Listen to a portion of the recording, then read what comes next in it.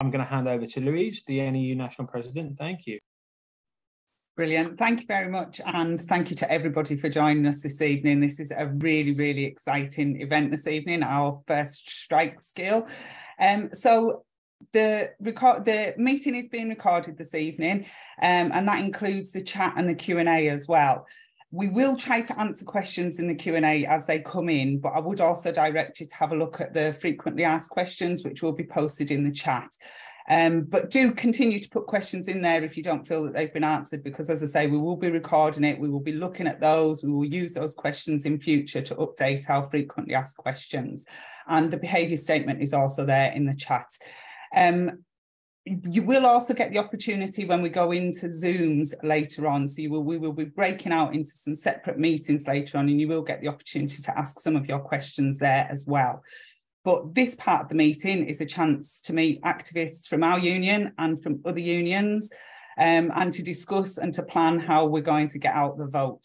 We're doing really, really well, but we need more, and we need more work, which is why we're all here this evening.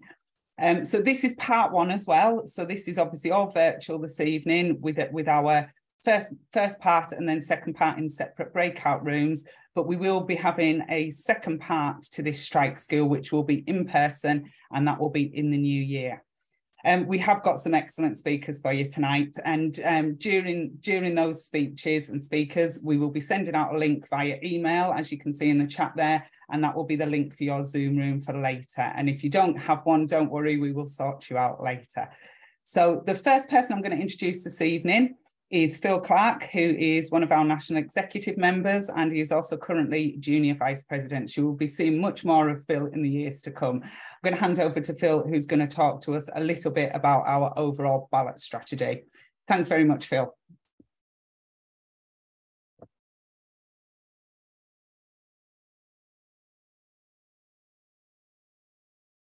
Can you unmute, Phil?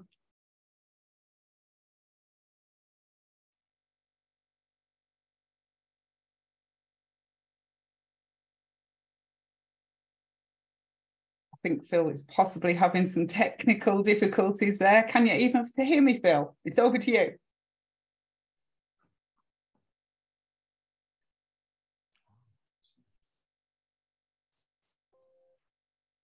You're unmuted, Phil, but I can't hear you. That's because I couldn't hear anyone at all. There we go. We're on. It's over to you, Phil. I've done my little bit. You're on. Thank you, Phil. Right. Yeah, sorry about that. A little bit of a technical difficulty.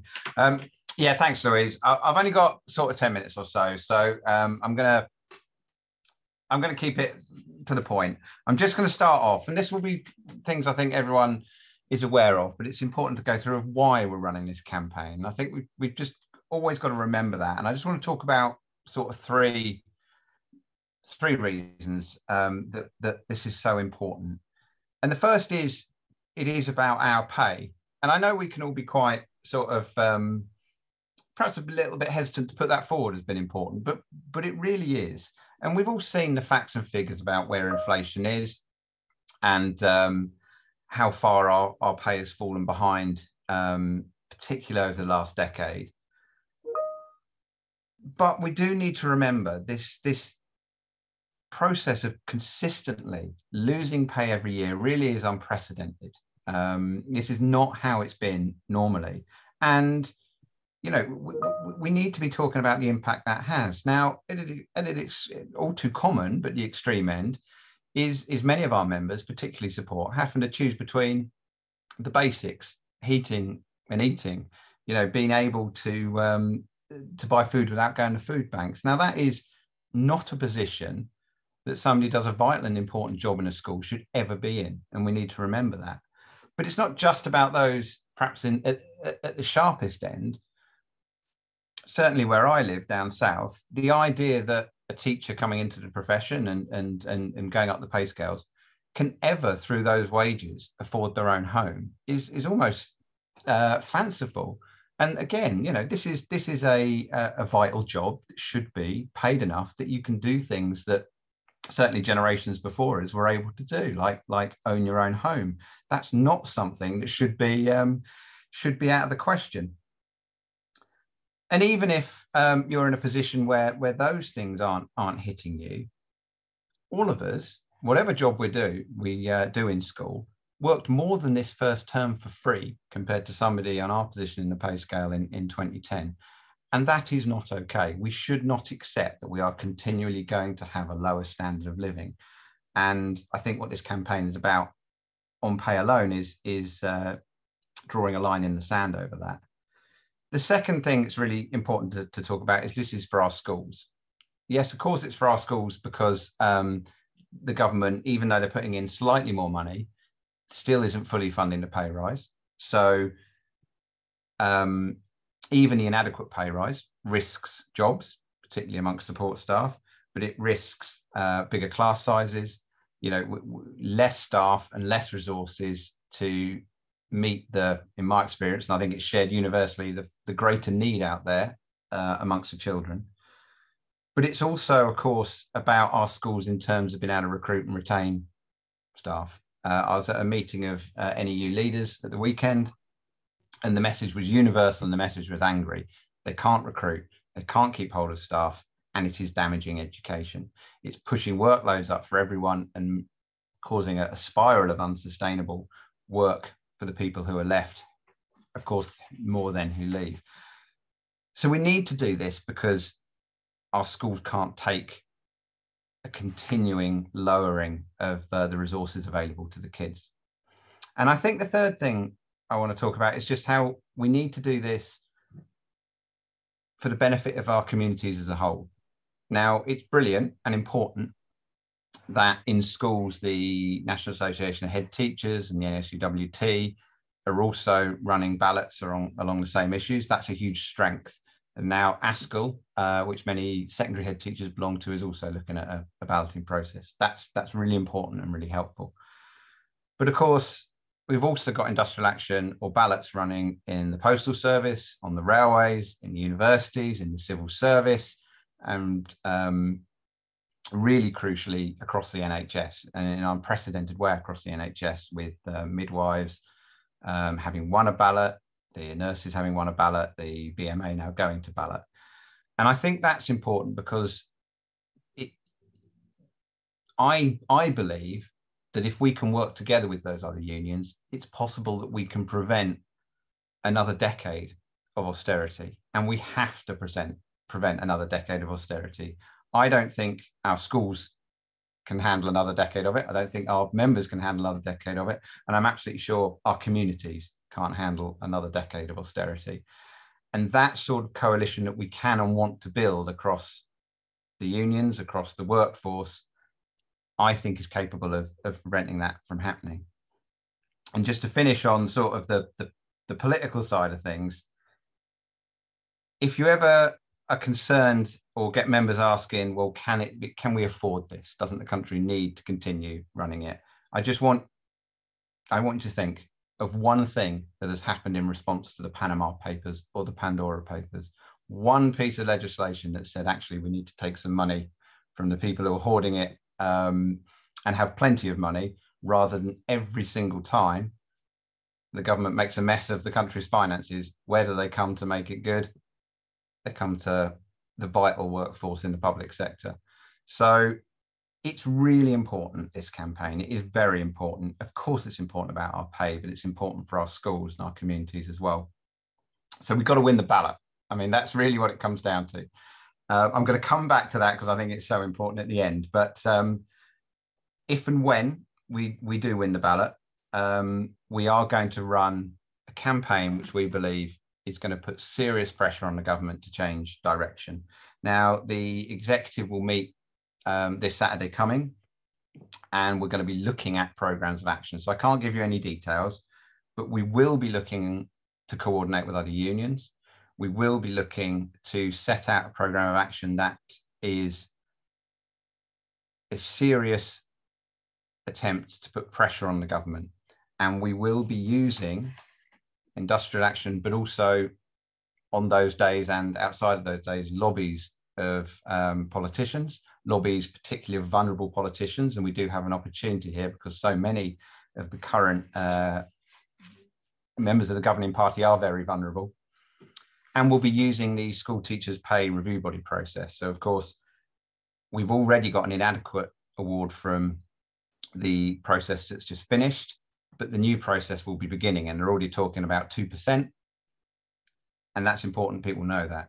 2%, again, they are talking about locking in a consistent below inflation pay rises again and again and again. And we need to use the fact that the School Teachers Pay Review Body process is running, and our members will almost certainly, if we win the ballot, be taking industrial action, you know, to push that process. So we need to talk, and what the Strike School hopefully will be about, as well as winning the ballot, is how you get members out on a strike day, what sort of activities you want to do. There's no one in both winning the ballot and delivering industrial action is more important than the school rep. School reps, they're the ones who bring members together. They're the ones who can pass on the information about what's happening in the campaign and why we're doing things. And it's them that can help other members feel part of a movement. And I think that's really vital. If we're going to carry members with us, if we're going to win this, I think members need to feel part of something much larger, because they are part of something much larger.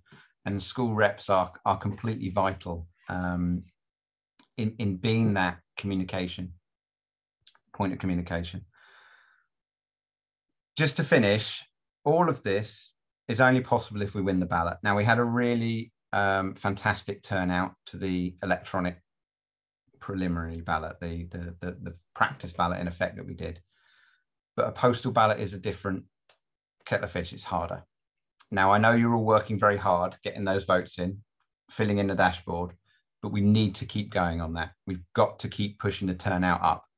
I'm absolutely sure. I don't think I'm overstating things. I'm absolutely sure we're going to get a strong yes vote. The question is, can we get enough members to vote? So if you're doing the work in your school, brilliant. Thank you. Keep it up. Let's share what's working and what's getting members to vote. If you're already topping out, as you know, you've got all your members to vote, then can you help go to another school? Can you, you know, if you're a secondary rep, can you go to a local primary? If you've got a cluster of schools, if you're in a federation or something like that, could you possibly pop across to some of the others? Can you help out your branch with some phone banking? We need to all work together to deliver this. I think if we get this right, you know, this is going to be pretty historic. We would be the biggest union to ever get through the anti-union thresholds. And we can deliver action alongside all our sister trade unions that can really change the course of what this government are trying to do. But we can only do that with your work and your help. So let's share some ideas. Let's, you know, keep ourselves going, because this is tough. And let's win this ballot, and let's win this dispute, and let's deliver for our schools and our communities. Brilliant. Thanks very much, Phil. Yeah, absolutely spot on. And I agree with you. I think we will have a strong yes vote, but I keep hearing Mary talking about smashing those thresholds. And I think that's really what we want to be aiming for, because, as you know, that gives us more strength when we are talking to government and negotiating to try and win this pay increase. And it is absolutely important what you said, that we are fighting for education. We're fighting for what is right for fully funded pay increases. And I was at the Independent Sector Conference at the weekend, and somebody said something that really, really stuck with me. And it's, you know, as educators, we're in classrooms teaching our young people to fight for what's right. And how can we possibly do that if we're not fighting for what's right for our own profession? You know, educators should not be struggling to house or feed or clothe their families. And that's the situation that we are. Nobody should be struggling to do that. And certainly no worker should be struggling to do that. And we are part of a wider movement at the moment. So we're going to hand over to another speaker now, and we're going to have a discussion about how disputes and strikes can win. So I'm really pleased that we've got Bella Fashola with us today, who is a RMT cleaner at Churchill. Over to you, Bella. Thanks very much for joining us this evening. The pleasure's all mine, Louise. Thank you so much for inviting me. Obviously, victory to the NEU. I'm sure you'll smash those ballot thresholds. Just to give you a bit of background to those that don't know who Churchill are or what I actually do. So I'm a train cleaner for Churchill Contract Services, outsourced to them through Govia Thameslink Railway.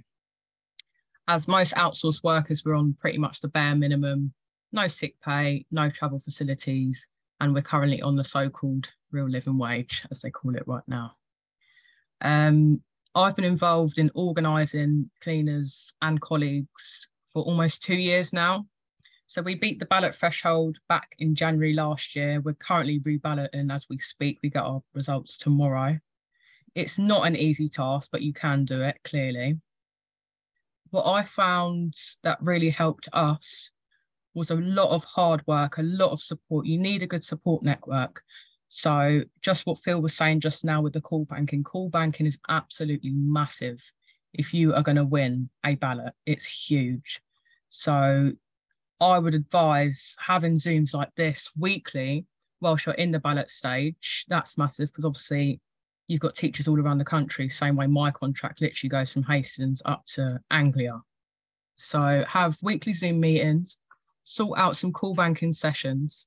By mapping, I mean you need all your contract information all there in one, with either your membership team or your officer, I'm not too sure how it works in the NEU, there to give you access to that information. So you can do the call banking. You can't just do call banking once. We done it 9 times on the first time we beat the ballot. So you do it the first time just as a run round to see how many numbers are actually out of date. You'd be surprised. People change their numbers a lot. Sometimes even more than they change their address in 5 years. It's ridiculous. So you've got to call them about 9 times. Keep a log of what you're doing. I use a Google spreadsheet. You can lock the Google spreadsheet as well to keep it confidential. So you record your calls. If someone didn't answer, you put NA, leave the date that you called them, you call them back in another 2 days' time. If it's gone to voicemail, you put that there with the date voicemail. You get someone else to call them back in another 2 days' time until people have answered. You keep calling and calling and calling. There's also a system called Through Text. I don't think it's very popular in the range of work that I do. Unfortunately, most of the cleaners can't read or write, so the call banking proved more effective. You can also do videos to the staff members, because obviously social media is a big one now. So you can get it out to people with a clear message. For the non-members, it was easier to get them involved when they started seeing our actions, when they started seeing us coming to their site, speaking to the other cleaners face to face, giving them information, helping them in any way that we can while we're there. We started doing a petition saying about our demands. So this petition was for both RMT members and non-members, so both could sign it. A lot of the time you get hostile members who don't really want to talk to the RMT or the union that's going in there, but they're more than happy to sign a petition saying that they want a pay rise, they want sick pay and they want travel. And so, right, that's what they should use, that anger, to get involved. You've got to engage with the members, not just through what you're trying to do in your fight, in their day-to-day life. A lot of people are in real detriment when they go home of a day. So even if you can put them aside and speak to them for an hour about something that's not union related, it means the world to them. And they will be the same people standing by your side on the picket line. They will be your support network the same way that you're going to be theirs. It means a lot to them. Building a network, you need reps. Reps are your main point of contact. In places where you can't get a rep, you can still have a point of contact, just someone you can call up to see what's going on, have people receive their ballot papers, because you don't, even though you want to call people 9 times, you don't want to harass someone after they've already voted and then you call them the next day, someone calls them the day after that. So just to keep on top of it, you need a point of contact or a rep at that location. In the NEU, I would assume it's probably a lot easier than organising grades within the transport sector, because you all know your struggles. So I found it a lot easier for me to go and speak from train cleaner to train cleaner, to actually engage with them, rather than someone who's not necessarily of their grade, trying to understand their problems, but not always getting the full picture. Like for me, it was a lot easier for me to go up to a cleaner and say, like, I know your struggles. I know that our pay slips are so unpredictable to read. You can't tell when you're being underpaid, just a little thing. So they know where you're coming from, basically. To maintain the energy was definitely through site visits. It's not always easy to do that because of obviously the scope of locations that you're trying to cover. That's why you've got to have a good team. My contract's 48 different sites on the rail network. So there are some sites I've never, ever been to, but I've got a great point of contact at the sites that I haven't, and I will hold weekly Zoom meetings with them, or even just a quick phone call to see how they're doing. Also introducing members to other grades, that's more rail sector related, but I'm sure in the NEU you have members who don't necessarily want to be reps, but are more than happy to sit and have people's back when push comes to shove, if they need a disciplinary help or anything in the workplace. You've got to remind people what your fight's about. Like Phil said, people are going to come to you and say, look, I can't afford it. I don't always feel the best response is you can't afford not to. You've got to really, really break it down to them. Someone I was on a meeting with the other night really broke it down to them. When you get the propaganda from the media saying that you're going to make children struggle to go out on strike, don't believe it. How much are the children struggling right now? Because there's not enough funding for books. There's not enough funding to feed them properly. I've seen the stories like all of us, dinner ladies crying their eyes out because they haven't refused children's school meals. It's absolutely disgusting. Some schools haven't got proper heating.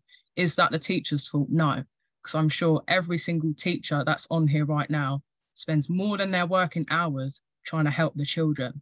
So the best thing you can do for these kids in the long run is get on that picket line, vote yes in your ballot, and sort the problem once and for all.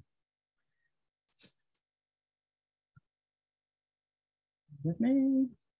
Next steps. So the next.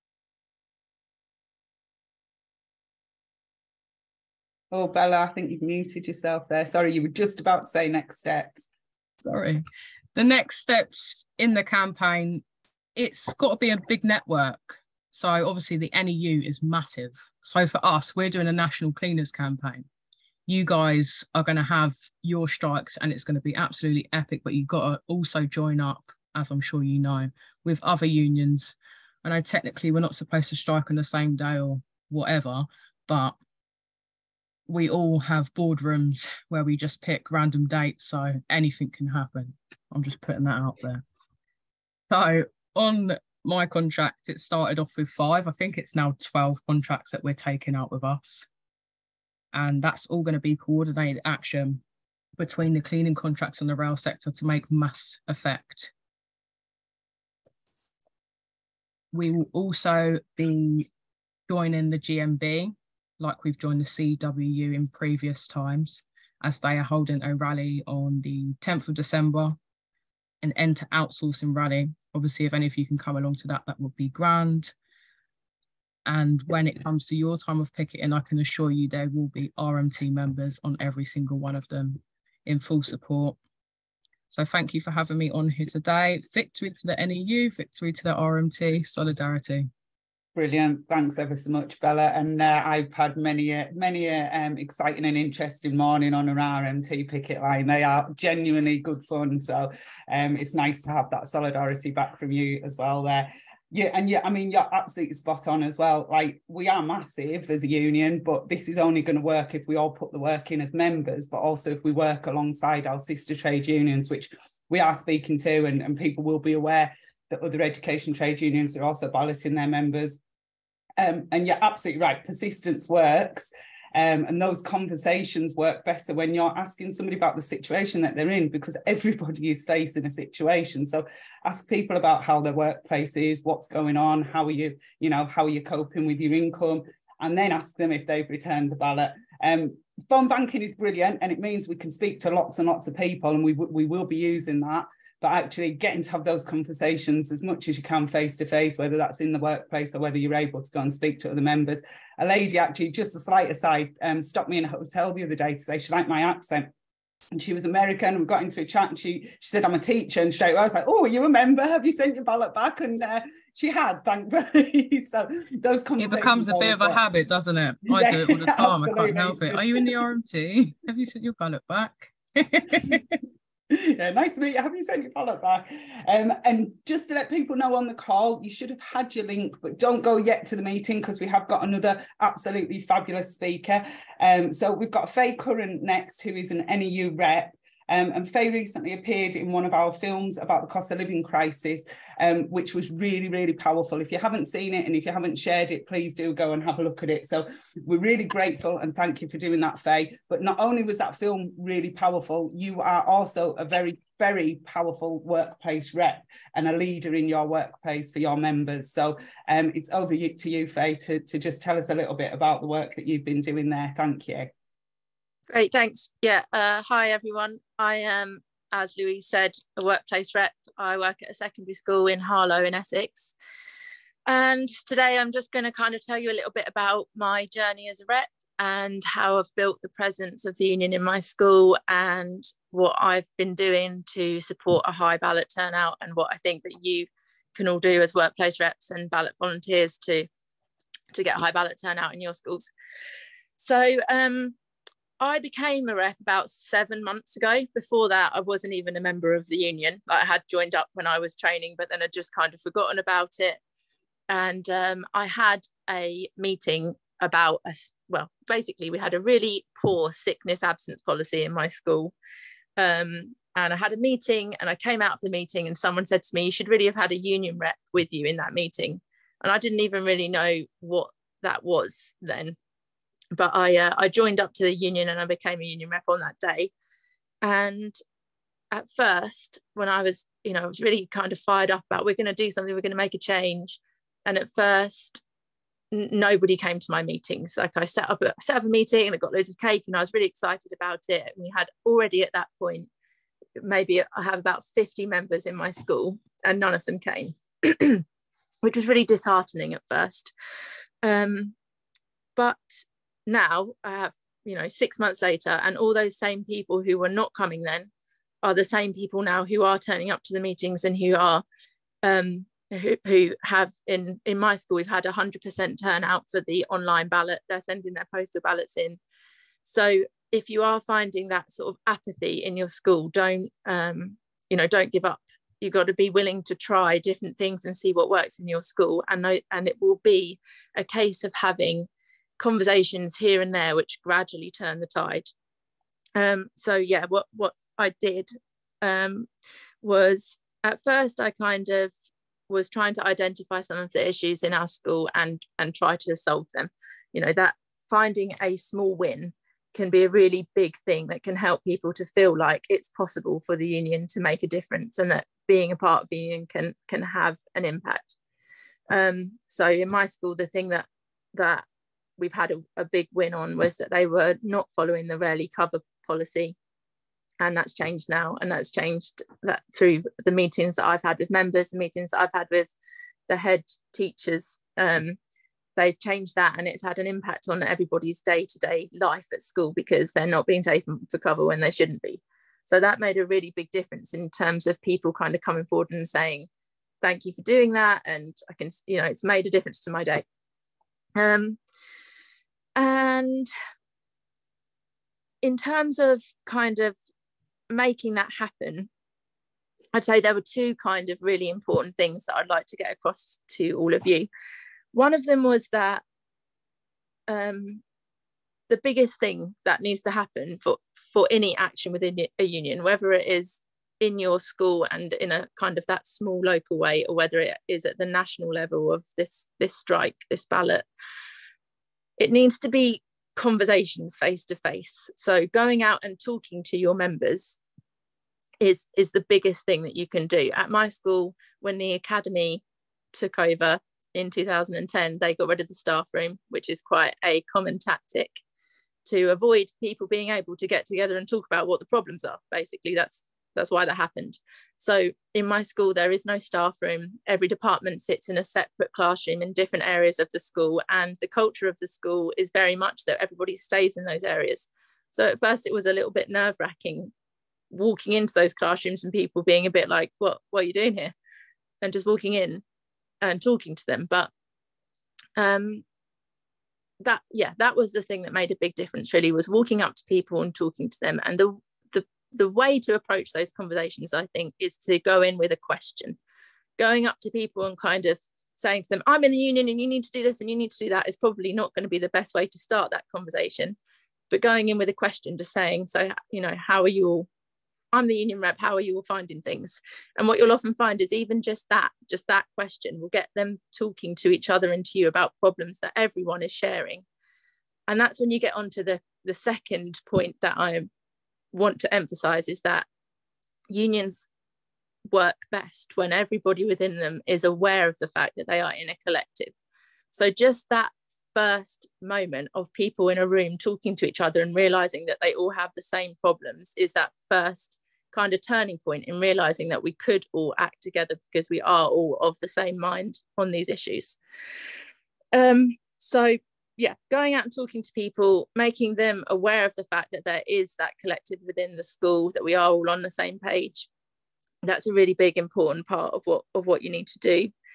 And then that is also true for each of you as a workplace rep, that you need to feel like you're part of a collective, because it can be really scary to stand up and be the one who is trying to be kind of the leader within your school. So in order to feel confident doing that, and in order to feel confident going up to your members and starting conversations and that kind of thing, you also need to know that you are within a collective yourself. And the way that I found really effective to do that is to just take part in any events that are going on around you. So this is obviously one of those things, but also any kind of district or branch meetings that are available to you, just go to them, just go and chat to people about what's going on in your area. Any conferences, any training. I've been to some of the reps training and it's been really inspiring. I think that is a big thing, that when you're kind of feel like on the one hand you're up against maybe some apathy from your members or some hesitance, to then kind of give yourself a dose of that inspiring activism that you'll find at those events. It really, really helps to kind of fire you up and keep you going. So anything like that you can attend, anything at all that the union is putting on that you can get to it. And as well as that, there's things like I'm in now, I think 5 or 6 different WhatsApp groups for different sort of parts within the union, reps in my area, reps in the young teachers group, etc. And that gives a really kind of useful platform for just discussing things, just saying I'm having this problem, I'm like, people at my school are saying this, you know, that there's so many ideas just available to you when you have that, again, that collectivism of being able to reach out to the other groups and find kind of ideas and solidarity. So in terms of getting the 100% ballot turnout at my school, the main thing that I did, again, it always just comes back to this, I went out and spoke to everyone. And again, at first I was a little bit nervous about doing that, especially because I have now got, you know, about half the members in my school are people who will turn up to a meeting, will engage with me as a union rep.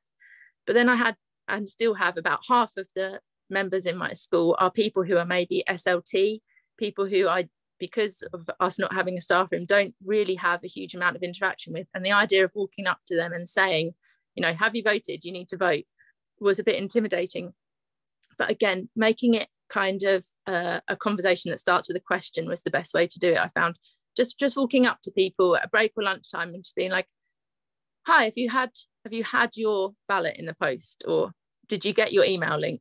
And I found that without exception, people immediately were kind of ready to talk to me about it, either by saying, oh yeah, I have, I'm really sorry, I just, you know, they were ready for me to come and speak to them, or by saying, oh, you know, I'm not actually sure about this aspect of going on strike, or, you know, what will happen.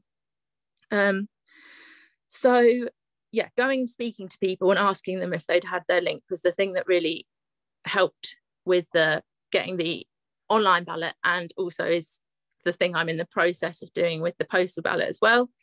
And being ready to kind of talk to people about what the issues are that they face.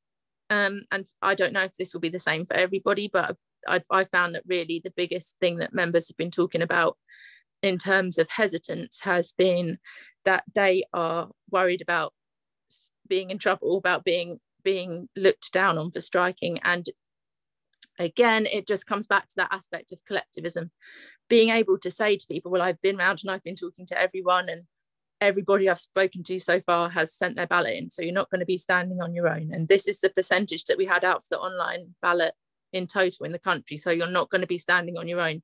We're going to be standing together. Just keeping on reinforcing that collectivism aspect is the most important thing that I could emphasize to you today, really.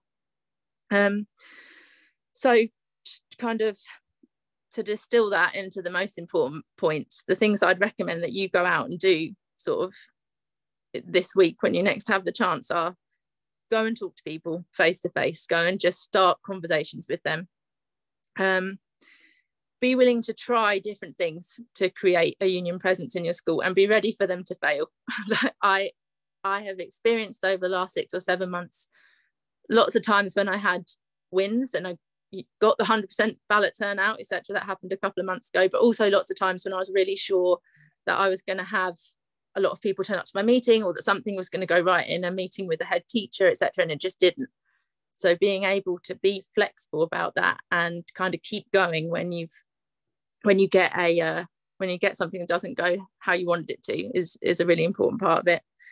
And yeah, in order to keep that enthusiasm up, attend events, talk to other people who are being activists, and I think that's it. I think that's everything I have to say.